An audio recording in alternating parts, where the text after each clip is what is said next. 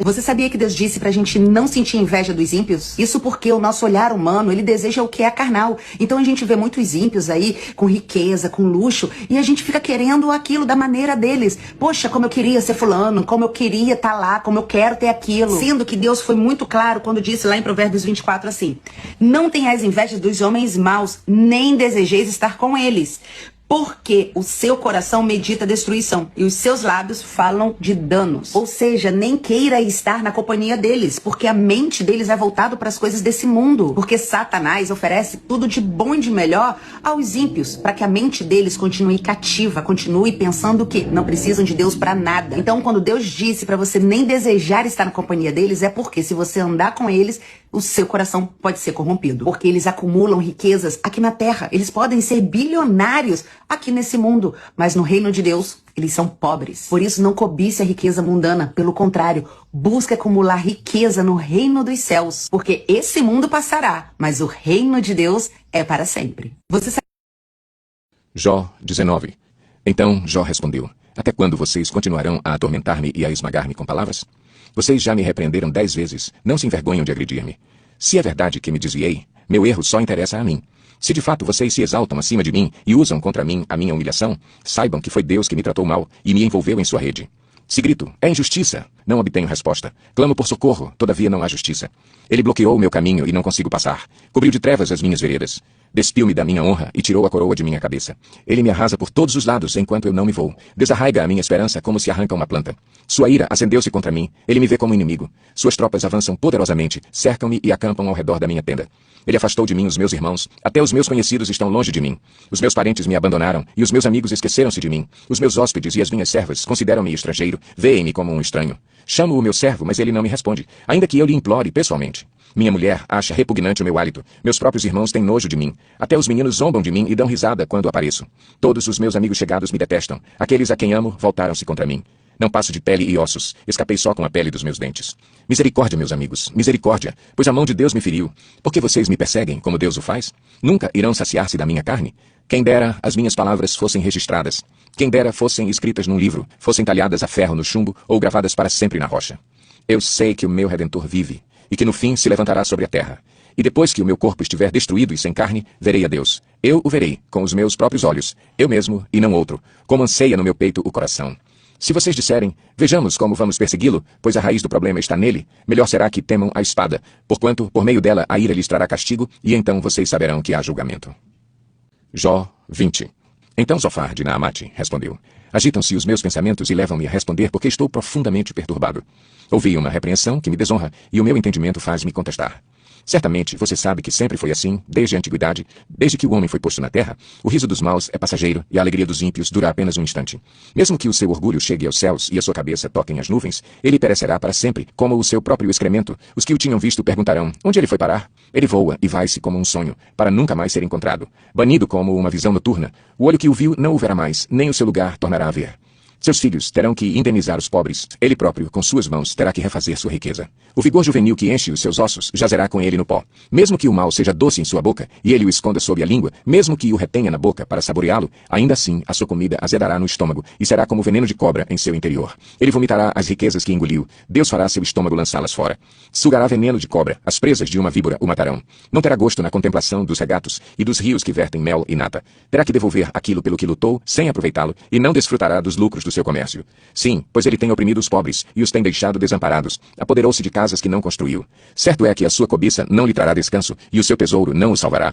Nada lhe restou para devorar. Sua prosperidade não durará muito. Em meio à sua fartura, a aflição o dominará. A força total da desgraça o atingirá. Quando ele estiver de estômago cheio, Deus dará vazão às tremendas chamas de sua ira e sobre ele despejará o seu furor.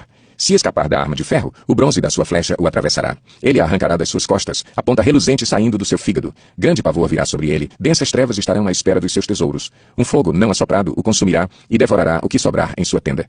Os céus revelarão a sua culpa, a terra se levantará contra ele. Uma inundação arrastará a sua casa, águas avassaladoras no dia da ira de Deus. Esse é o destino que Deus dá aos ímpios, é a herança designada por Deus para eles. Jó 21. Então Jó respondeu: escutem com atenção as minhas palavras. Seja esse o consolo que vocês haverão de dar-me. Suportem-me enquanto eu estiver falando. Depois que eu falar, poderão zombar de mim. Acaso é dos homens que me queixo? Por que não deveria eu estar impaciente? Olhem para mim e ficarão atônitos. Tapem a boca com a mão. Quando penso nisso, fico aterrorizado. Todo o meu corpo se põe a tremer. Por que vivem os ímpios? Por que chegam à velhice e aumentam seu poder? Eles veem os seus filhos estabelecidos ao seu redor e os seus descendentes diante dos seus olhos. Seus lares estão seguros e livres do medo. A vara de Deus não os vem ferir. Seus touros nunca deixam de procriar. Suas vacas dão crias e não abortam. Eles soltam os seus filhos como um rebanho. Seus pequeninos põem-se a dançar. Cantam, acompanhando a música do tamborim e da harpa. Alegram-se ao som da flauta. Os ímpios passam a vida na prosperidade e descem à sepultura em paz. Contudo, dizem eles a Deus: deixa-nos, não queremos conhecer os teus caminhos. Quem é o Todo-Poderoso para que o sirvamos? Que vantagem temos em orar a Deus? Mas não depende deles a prosperidade que desfrutam. Por isso fico longe do conselho dos ímpios. Pois quantas vezes a lâmpada dos ímpios se apaga? Quantas vezes a desgraça cai sobre eles, o destino que em sua ira Deus lhes dá? Quantas vezes o vento os leva como palha e o furacão os arrebata como cisco? Dizem que Deus reserva o castigo de um homem para os seus filhos, que o próprio pai o receba para que aprenda a lição, que os seus próprios olhos vejam a sua ruína, que ele mesmo beba da ira do Todo-Poderoso. Pois que lhe importará a família que deixará atrás de si quando chegarem ao fim os meses que lhe foram destinados? Haverá alguém que o ensine a conhecer a Deus, uma vez que ele julga até os de mais alta posição? Um homem morre em pleno vigor quando se sentia bem e seguro, tendo o corpo bem nutrido e os ossos cheios de tutano. Já outro morre tendo a alma amargurada sem nada ter desfrutado. Um e outro jazem no pó, ambos cobertos de vermes. Sei muito bem o que vocês estão pensando, as suas conspirações contra mim.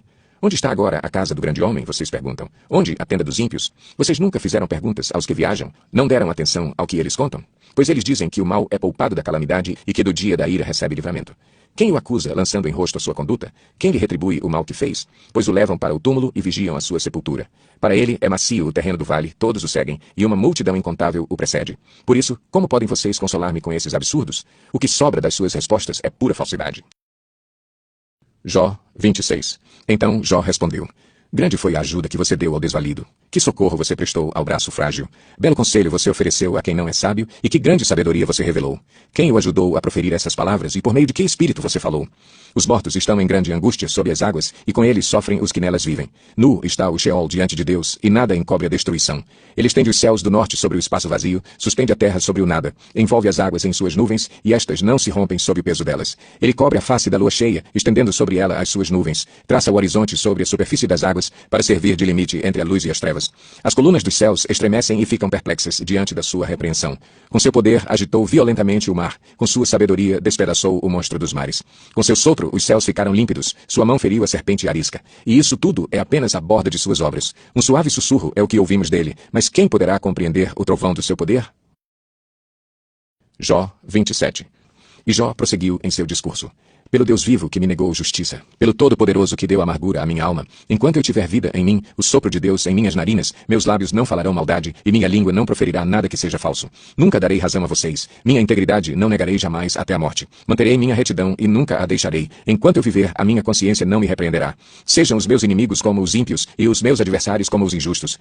Pois qual é a esperança do ímpio quando é eliminado, quando Deus lhe tira a vida? Ouvirá Deus o seu clamor quando vier sobre ele a aflição? Terá ele prazer no Todo-Poderoso? Chamará a Deus a cada instante? Eu os instruirei sobre o poder de Deus, não esconderei de vocês os caminhos do Todo-Poderoso.